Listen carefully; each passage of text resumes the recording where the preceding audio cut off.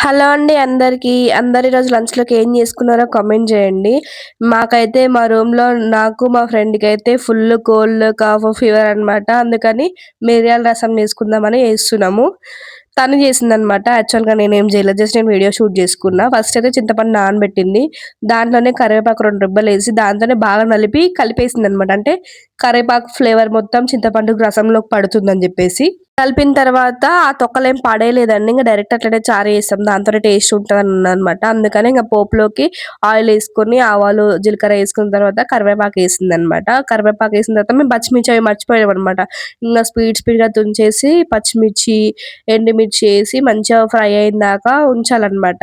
ఈలోపు మనం ఏం చేయాలంటే ఇంతకుముందు ఫస్టే మేము దంచుకున్నామనమాట. ఏంటిది ఎల్లిగడ్డ, జీలకర్ర ఇంకోటి మిరియాలు దంచుకొని పొడి చేసుకొని పెట్టుకున్నాము. మా చిన్న రోలు ఉంది గదా! అది దీంట్లో ఏసి మంచిగా ఫ్రై చేసుకోవాలనమాట. ఆ మసాలాని మంచిగా ఫ్రై చేసుకోవాలి.